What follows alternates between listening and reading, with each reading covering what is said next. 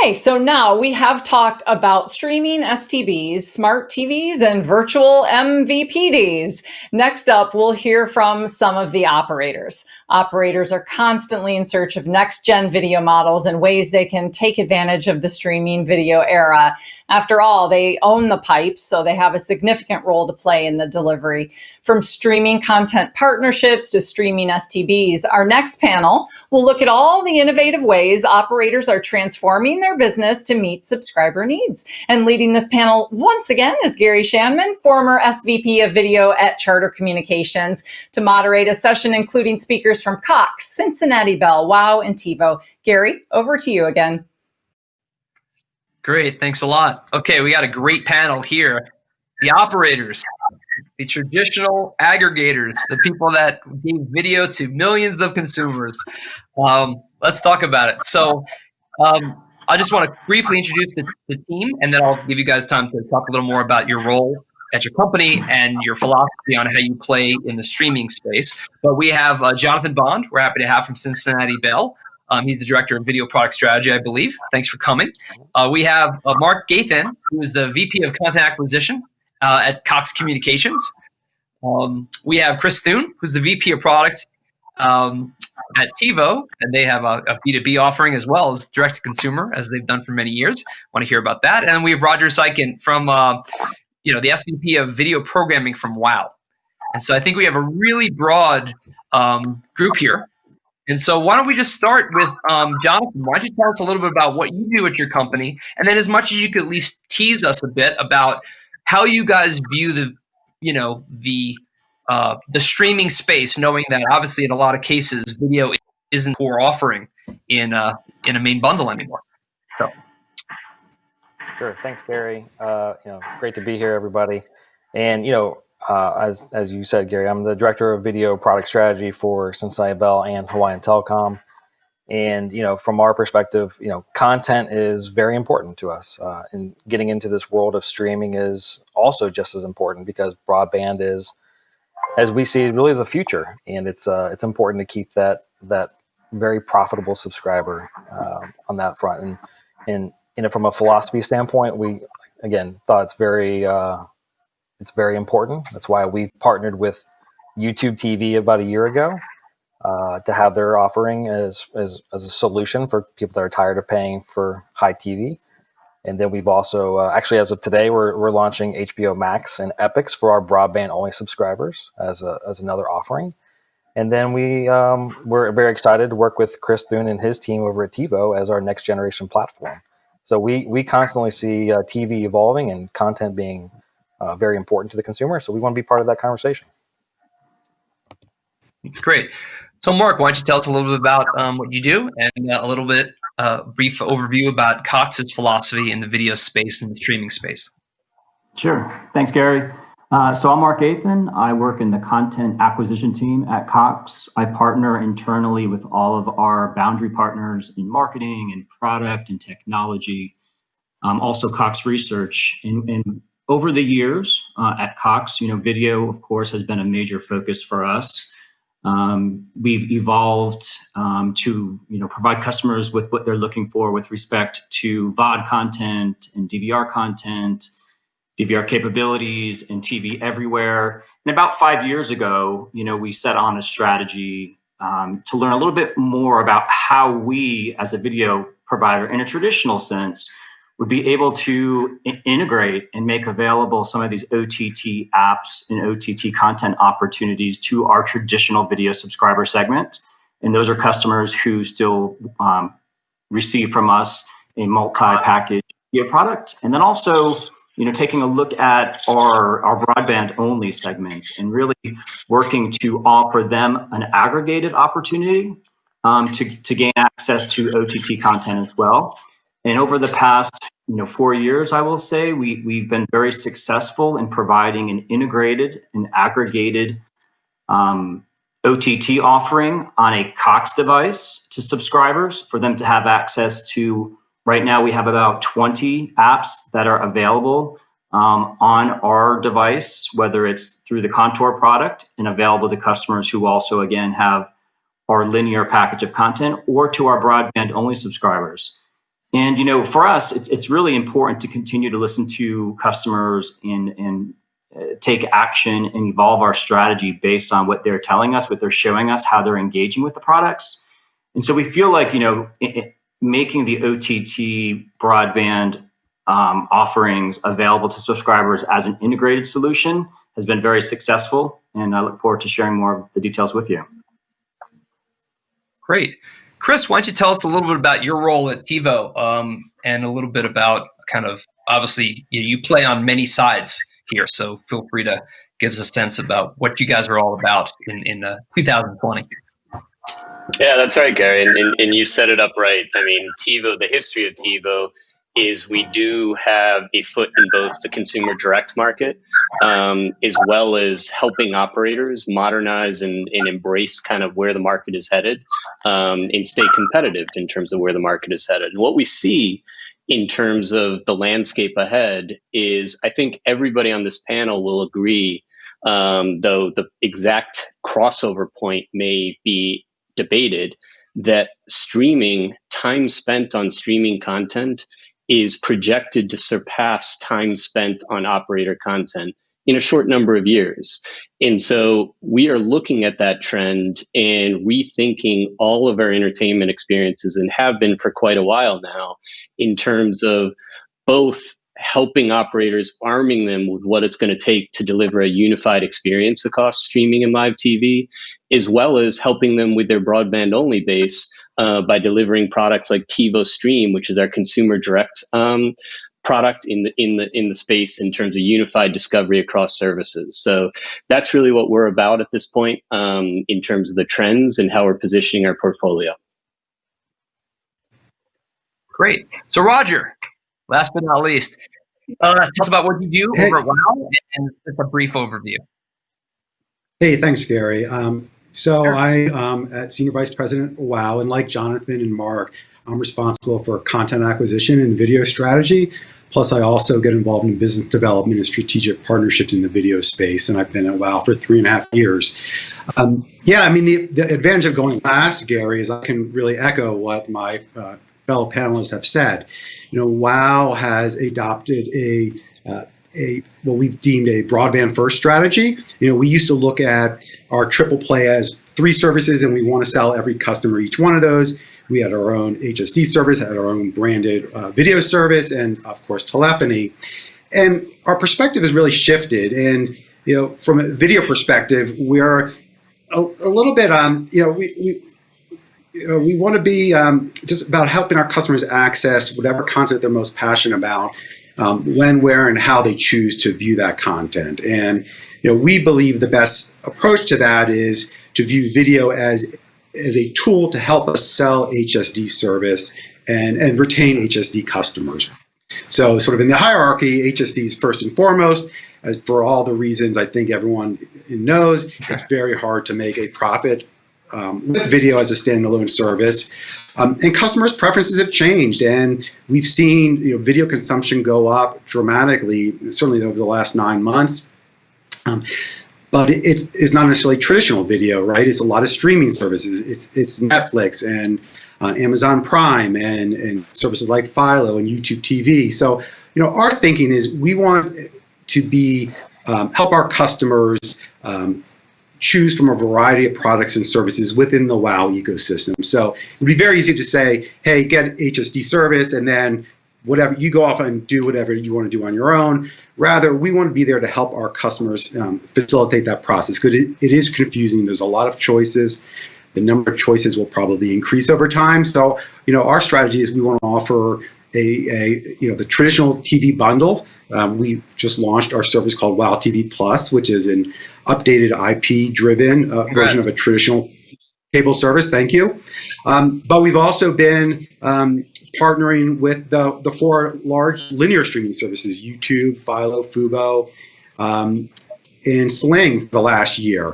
And we also have on the roadmap, we've launched HBO Max, and we plan to add other SVOD and AVOD streaming services. Again, all for the purpose of helping to sell and retain HSD customers. So on that note, I want to regroup with you, Roger, and also with you, Jonathan, from a perspective of an operator that has made a conscious decision to what I would call engage in a barbell strategy, right? One side is clearly there are people that want video. You want to give them what they need, and you're integrating streaming services. And I want to talk a little bit about that. But on the other side of the barbell, it's kind of it's an HSD heavy subscriber. And then you want to provide them ways to potentially be able to get access to these services through you guys, through the very powerful, and I think you guys would all agree on this panel, a very powerful customer engagement model that the MVPDs have always had. A lot of calls, a lot of ways to touch them. So maybe you guys can split up a little bit. Maybe Jonathan, you can talk first a bit, which is, as we talk about the one part of the barbell, which is really, it's the HSD sub, how much of your approach in the market is sort of bundling, co-selling, sort of handhold kind of transfer partnerships versus integration within a device? In other words, can you take us through this a little bit, which is more of your go-to-market approach when you work with these partners to sell to HSC heavy subs? Yeah, so I can give you a great example. I mentioned earlier we're partners with YouTube TV for the last year, and we've really used them in a good retention strategy. When customers want to cancel our TV service, we definitely pitch it, and it's a referral model. So we're kind of flying blind a little bit, but we're definitely promoting it. But just as of last week, we worked with YouTube TV to actually have like an extended trial period for customers, and it was a 1-week offering. And so we made it a part of a campaign for existing subscribers. And then we also went to prospects, because at the end of the day, we want to also bring on high-speed data customers. From an HBO Max and Epic's perspective, when we kind of get into those premium services, we're having a lot of discussions now about what does a Q1 offer look like, and we will most likely bundle those. But the goal is to get those customers up from a 500 meg package to 750 or a gig speed. Got it. So you align sort of the HSD to say, look, stream as much as you want, get a gig, and that's how you drive it. And then it's a normal type of, and I know you can't talk about too much of the deal, but sort of it's more of a referral kind of model. You said you're blind when you do this. I know it was just your phrase, but I think in general, is it working? High speed data, sometimes you could argue it sells itself, right? I mean, it's so popular. But how do you see it working? Yeah, it's a good question. When I say blind, we just don't have, reporting is always tough because we don't own that relationship with the customer, because it's not billed through us. It's continuing through that service provider. On the HBO Max and Epic side, it would be. We're doing the billing. We're authenticating the customer to their app through the normal TV Everywhere process, which is simple for operators like ourselves. So then we'll have a little bit more insight into what does that customer look like. And I know we're going to do a lot of A/B testing in terms of, at what price point at 750 with Epics, or at what price point for a gig with HBO Max, and just feel what works, and then really build on a strategy from there. So Roger, why don't you talk a little bit about how you approach it, the levels of integration, sort of what you're looking for and what you've seen? Absolutely. So very similar to Jonathan. I mean, there's not a playbook that we're referencing. I mean, we don't know. I mean, this is all very new to operators like WOW or Cincinnati Bell or anyone else. So we're trialing different strategies. In one market, we may stop offering traditional video, or maybe we don't market it the same way, and we promote a streaming video service first, to really all assess how our HSD sales perform, right? I mean, if we suddenly see wow, HSD is staying level or going up from this approach versus another marketing or sales approach, we can pivot and adapt. So we're trialing different things in different markets, and as I said, we've got our new IP video service plus all of our partnerships, which we're hoping to add more to. But it is a little right now, just as Jonathan said, it's I wish I could say that you come to WOW and you can sign up and get one bill. It's not like that with the streaming partners. We're also on a referral basis. I think that's going to evolve over time, and I think we've got getting feedback from customers, and it just makes a lot of sense for stickiness and reduced churn. If we can integrate that process from a subscription management, add to the cart, check out, and it's all on one bill. as opposed to describing the service and then hoping the customer signs up. And so we're going to continue to adapt and evolve. But again, it's all about, we want to make sure we close the HSD sale, and particularly upgrades, higher speeds, whole home Wi-Fi to make it easier to stream in the house, because that's what the customers want. So one more question to you, Roger. As you talk about that, the what I call the premium side of the barbell, or people that want an easy integrated service, what platform? I'm just from a technical point of view. My background's in product development. What platforms did you build your service on? Is it Android based? Are you working with TiVo? So who is powering that for you? So for our WOW TV Plus, it is an Android operating tier system, and so that's what we're doing on the proprietary video side. And of course, that platform, one of the benefits of that is you've got an incredible array of content available to the customer, all within that one interface. So if you want to watch Netflix, if you want to go from CNN because you're suddenly tired of election coverage, you just press Netflix on the remote and it takes you right there, as opposed to having to change remote controls, change inputs, and worry about how that all works.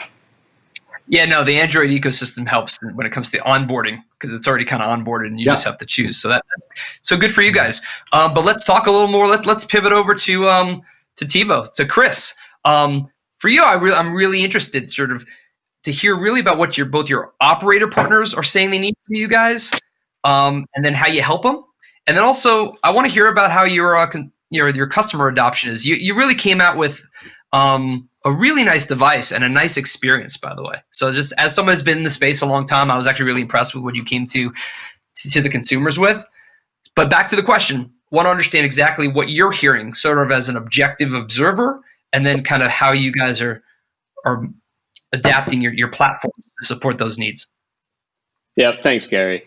And so first of all, taking your first question, I mean, we used to get quite a few questions from operators in terms of coming to us and saying, how do we compete with this ecosystem that is taking off from a streaming perspective? And honestly, and I think you're hearing it loud and clear today from all the participants on this panel, it's not about competing with streaming. That's the wrong question. It's about redefining what it means to be an operator. And instead of looking at the competitive landscape as you have a horse in the content race and that horse needs to win, turning it around and thinking about your business as owning the racetrack, which is, how do you provide the best discovery experience? How do you provide the experience that a consumer wants to start with when they sit down on the couch on a Friday night? And honestly, the competition isn't streaming. The competition, when you really reduce it, is the input button on the remote control. Because once a consumer starts hitting that input button and going off to Apple TV or name your favorite streaming platform here, the chance that they're coming back decreases. And so whether it be TiVo Experience, which is helping operators in their video business and reposition their video business with universal discovery, or taking a product like TiVo Stream direct to your broadband only subscribers to reduce the churn on that segment, it's about quality of experience. It's about delivering universal discovery. Yeah, and so when you look at the consumer play, just in general, what you're seeing in terms of usage across the board, just curious. I know this is about operators, guys, but I think we all can learn from how people are using it. What are you finding most interesting? I mean, the biggest challenge I see in what you're doing, and honestly, what everyone's trying to do here, is how do you have so many different models, right? There's ad supported, there's VOD, there's live, there's, and so you're encapsulating all of it. And I'm just curious about your thoughts about what you're seeing. Well, let me double click a bit on some of my earlier comments in terms of the time spent on streaming being up and to the right from a trend perspective. If you look back to 2014, 2015, the time spent on streaming was less than 5%. And if you go back to my opening comments, we expect that streaming time spent to surpass pay TV in a short number of years. So that is a secular trend that we all need to think long and hard about in terms of where the market is headed. The other data point that is absolutely critical in terms of the products that we're building and the way we think about the space is on a quarterly basis, TiVo tracks the number of services that the average American household is using, video services. And back in 2010, 2011, it was just north of 1, which, by the way, it's hard to sell universal discovery when the average number of services is just north of 1. But in today's market, it's approaching 7. And again, that's including free sources like YouTube and other AVOD and others. And so it is a completely different landscape. And so what we see, going back to your question, is consumers taking their entertainment and kind of building their own bundles across services, and a lot of growth both in AVOD, streaming, while live TV still maintains for the bulk of households is still an important source in today's market. That makes sense. So, Mark, I want to ask you a little bit about Cox. I mean, there's a lot you can cover. I'd love you to cover as much as you can. Clearly, you guys have committed to a really interesting app-related sort of combined ecosystem with Contour. Congratulations on that success and deployment. I'm interested, once again, on that double side of the barbell question. Right? There's Contour on one side for video subs. I want to hear a little bit about your approach with it, what you've built with Comcast, and how that's going. And then on the other side, I want to hear how you people that you're having, that are HSD heavy, and how you reach them as well.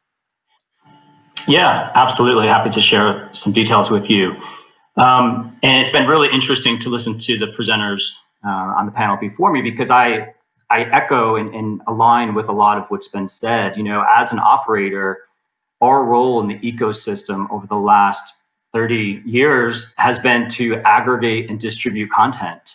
And as the ability for subscribers to gain access to content evolved over time, and they didn't need to actually go through a distributor per se to access content, we sat down and we said, well, as a distributor and aggregator, how can we pull in these other opportunities to continue to be the best aggregator solution for subscribers, whether they're gaining access to traditional linear content or whether they're off gaining access to OTT apps? How can we pull that all together? And that was our overall strategy. And it's kind of like a two-pronged strategy, because we look at our video subscribers in two segments. We've got our traditional premium video subscribers who are really interested still in gaining access to a package of content. But as was said on the panel, they're also going elsewhere and gaining access to content that's available through OTT subscriptions, through fast services, through other transactional methods. And our goal with that subscriber is to continue to provide them with the linear content that they want to have access to, but also pull in the OTT apps that they're accessing through other devices and pull it all into one app and leverage on top of that the ability of the platform to use voice search, to use recommendations, to integrate metadata and allow subscribers to search for content, not only that's available from a linear network or VOD content, but also available from OTT providers, and then allow them one-click access without having to press the input button. And that's been a very successful solution for us for that traditional segment. Now, of course, we do have customers who are moving away from the traditional product, and those are our streamer segment subscribers. They are very heavy on high-speed internet. And for those subscribers, we offer them Contour Stream Player, which is basically Contour, but without the linear package of content. It has all of the apps available. It allows them the one-touch solution, allows them the voice remote search. It allows them search and recommendations and high user interface navigation features that have been very successful.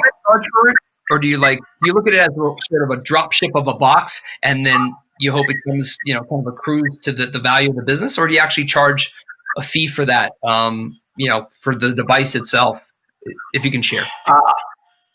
On the Contour Stream Player side, we do charge a fee for the device. We did a lot of internal research that illustrated the value of what we were providing to subscribers. And so, yes, we do provide subscribers with a drop ship solution. They plug it in. It immediately becomes part of their video ecosystem. and allows them to aggregate all of the apps that we have access to. As I mentioned before, we have about, I would say, 25 apps right now that are part of the platform, and we continue to onboard more and more apps as we move forward. Our strategy really hasn't changed, and we've seen really good engagement of those customers that have access to the apps. Over a majority of them access at least one app per month, and of those subscribers, 50% use 3+ per month. Now, that's the integrated product that we're offering. Of course, they could be accessing apps by changing the input and going to a Roku or things like that. But the goal is to continue to increase engagement through those apps and keep the customer within our environment. And we feel like, and the customers again are telling us that this is adding value for them. It's making it easier to consume. And directionally, it's a strategy that we're gonna continue to move forward with.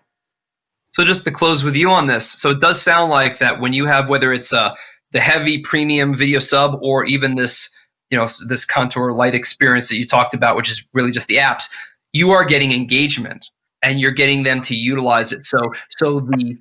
Is it fair to say that you have a great shot at continuing to be the first input for every consumer versus them going to a Vizio or whatever? Like, sounds like you have a good offering and it's working.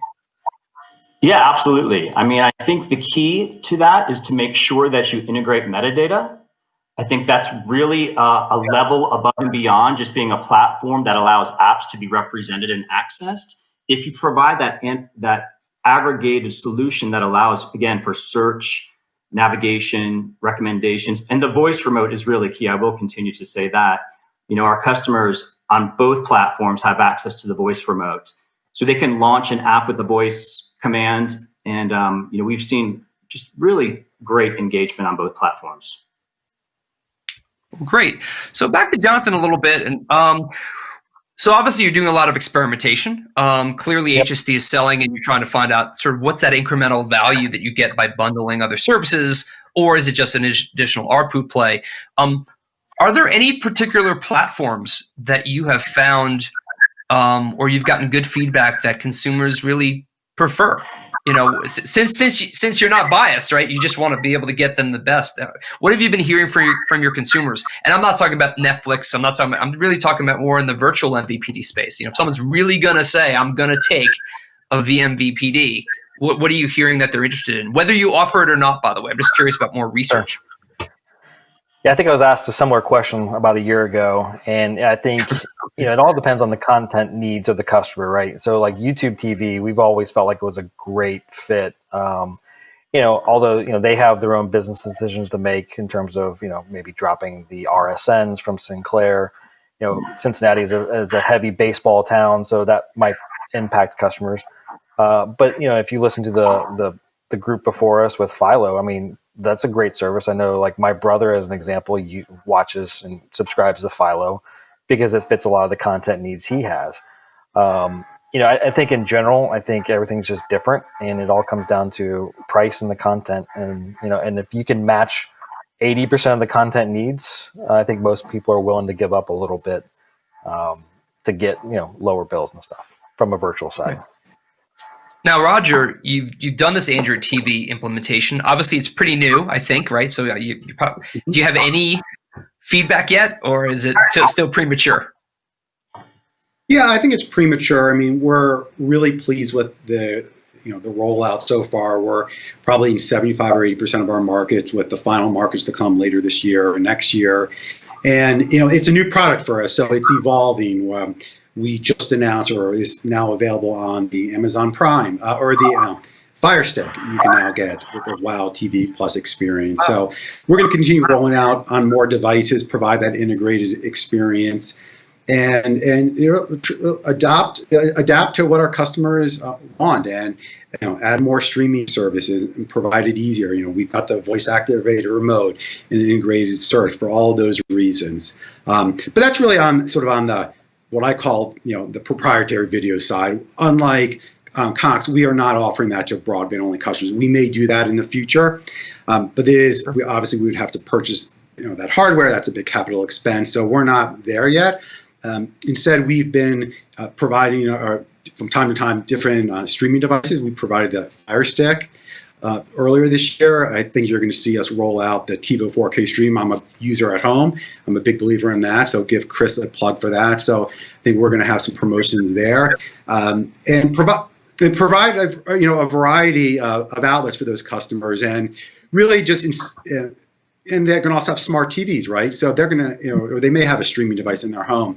So really focused on is providing sort of an ability to discover the content that they want. Again, let's sell them HSD or an upgrade a higher speed, and then help them find, access, and discover what video is most important for their individual needs. Is it a big linear streaming service like YouTube TV is doing very well, but there's also price-sensitive customers that are much happier with a Philo or Sling, particularly maybe if you're a smaller household and it's just a personal streaming device, a streaming service.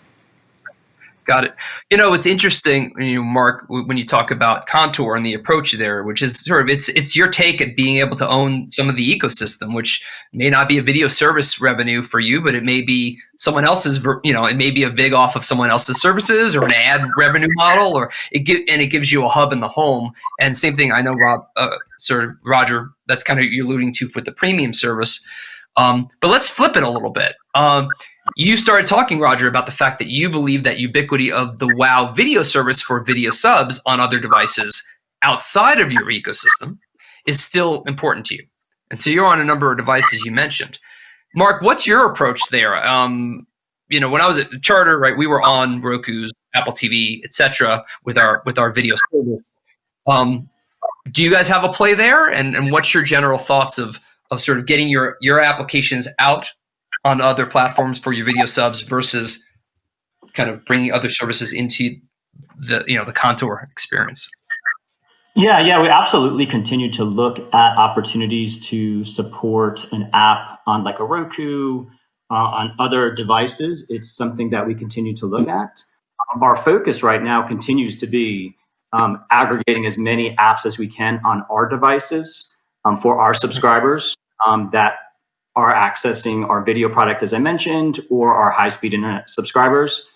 We think there's value there as we look to other COAM devices and think about, how are subscribers accessing OTT content, and how can we, again, as a distributor and aggregator, provide the best solution to them to make it the easiest access point in the home, whether again they have a Roku on a TV or it's an LG TV or a Samsung device. We continue to think about how we can participate. It's on our mind and in our research. But again, for us in the near term, it really is all about providing the best video experience for our subscribers. So we have a really, I'd say in the near term, as we look to launch apps into 2021, a near-term focus for us is to try and add as much value as we can to our current devices, and then in parallel continue to think about how we might extend to additional devices for our Cox subscribers. But nothing to report right now. Great. So we have a lot of good Q&A questions. So I'm going to go actually earlier than I did last time to go through it. And anyone can answer. Just start talking. I'll try to navigate. Someone was asking, this is really about the future of the affiliate model. You could almost argue the RSN model. What's the future for affiliates for ABC, CBS, NBC, and Fox? And how do you think their business models will evolve, especially since a lot of them are throwing free content out there on Pluto TV and Samsung TV Plus and LG channels and Roku. So this is really focused on, it could be any of the three. Actually, any of you guys, even Chris can answer this, but you don't have to talk about their future, but how do you actually address the fact that there is over-the-air free an antenna? You have now, ABC network on Pluto. You have CBS network, all of their local affiliates there. Tubi TV just launched local news, but you're paying them affiliate fees. What's your general thoughts about that evolution, knowing that you probably can't share everything? Mark, Roger, Jonathan, any thoughts? Yeah, I guess I'll jump in. I think, first of all, it's inevitable. You're seeing a lot of media companies go direct to consumer. Obviously, Disney making a big play there. HBO with HBO Max.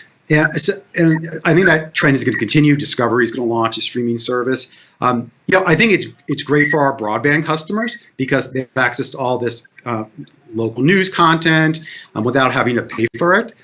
So that's a plus there. It's also very helpful sort of on the traditional video side for the three of us because we have to negotiate those licenses to be able to carry that content. And we may not always come to terms. We may decide it's not that important anymore, that we have to pay a 50% or 100% increase in a license fee for a service that our customers can get the bulk of it online through free services, through an app or through a service like Locast even, or an antenna. So there's so many different ways to access this content. It's great because it makes it less critical for us as an operator. Right, a little more of a balance there in terms of being held over a barrel, which I'll say that. You don't have to say that.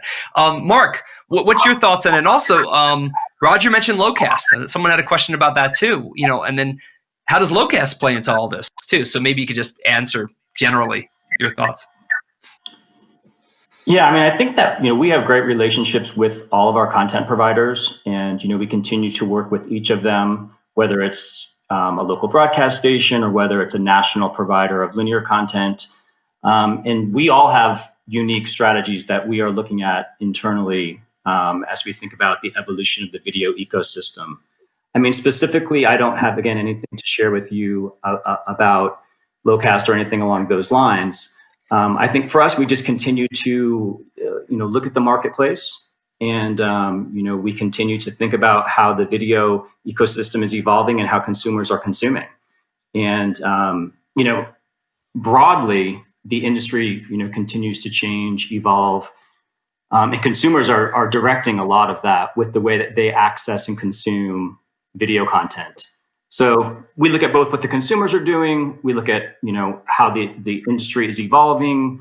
We also, continue to focus again on our core focus with respect to video, which is providing that aggregated experience, servicing our traditional subscribers and servicing our streamer segment. So there's a lot going on, and we all can agree on that. And, from a Cox perspective, we just keep our eyes open and we continue to evolve our strategy as needed. Thanks. I appreciate it. I know these are always thorny conversations. Someone was asking, and I've always wrestled with this too. How important is one bill? I think the instinct originally was by the way, when partners always come to cable companies and distribute, they always want to be on the bill, right? It makes it easy for everyone. And I know Netflix is even on the bill in some instances with, I believe, on X1, et cetera, and maybe with Cox. But how important do you each think that being one bill is? Or do you actually think that not being on bill is a value too, right? At some point, it avoids the $500, Cox bill or WOW bill. So why don't we just each take a couple of minutes? Jonathan, your thoughts. Does one bill matter? Yeah, so it's an interesting question. We think there's a lot of value in one bill. However, as we try to reduce wallet share as much as we possibly can for customers that do want to cancel a particular service, that's we just don't want to be stuck in the middle of someone canceling our high-speed data because it's bundled with X, Y, and Z. So it's a debate we kind of have internally. But I think in the long run, I think bundling on one thing is important, just like we've always done for a number of years.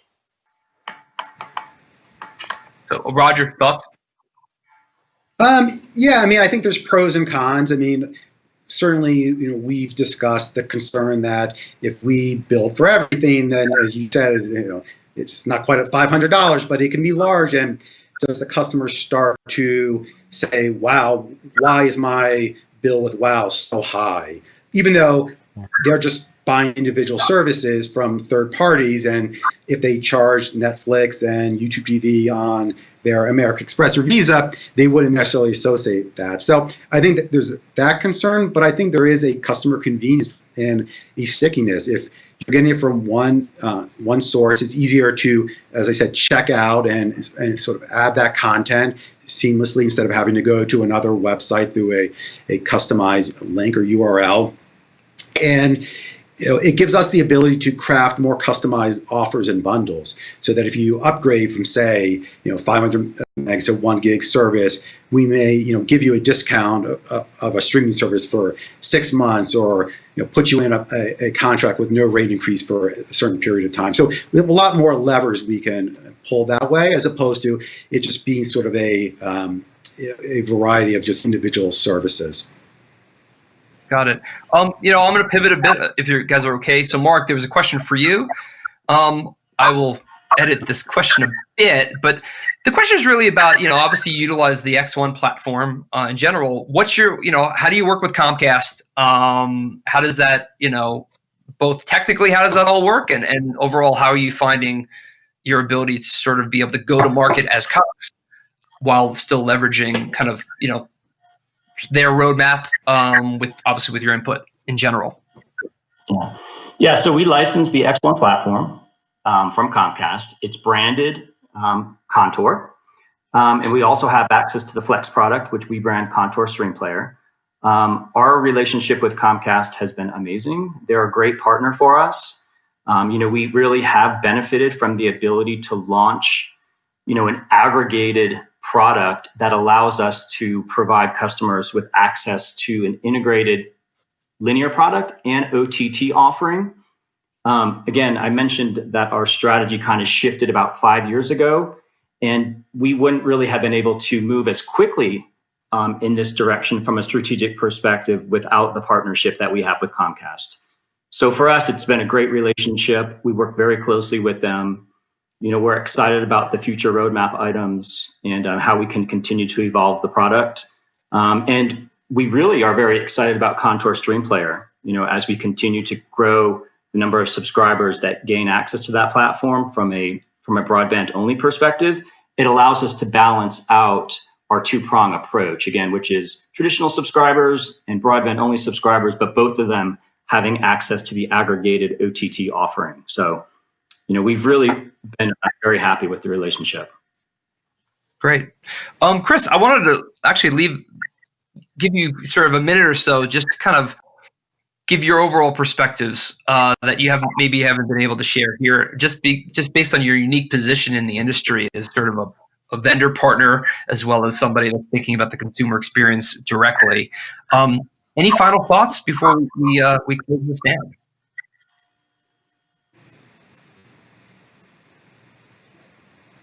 Chris? I don't know whether we still... Chris, can you hear me? Oh, a little technical issues here. Well, okay. So what I'll do then is I'll just close up a bit. Thanks everyone for attending. That's great. I do want to mention to people, as they introduced me, I used to run video product for Charter. I have been running my own consulting firm for media telecom companies. It's gbmonday.com. So if you ever have any questions or anything you want to bounce off me, feel free to reach out. I want to thank everyone, Jonathan, Roger, Mark, and obviously Chris, for joining us on this panel. I think it's really interesting the different ways you guys are adapting and really meeting customer needs. It's really encouraging in this particular space. Giving customers what they want isn't something that people off the street always think of their cable and their broadband provider is doing, but you guys are testaments to that. And obviously, Chris, thanks to TiVo for continuing to power up a lot of these experiences across the entire industry. So thanks a lot, guys. I appreciate it. Thanks for the good conversation. And if anyone wants to join them, some people may be able to be in a chat room after. I'm not sure who can attend, but feel free to log in, and hopefully people can answer more questions from the audience. Take care. Thank you. Thanks, Gary.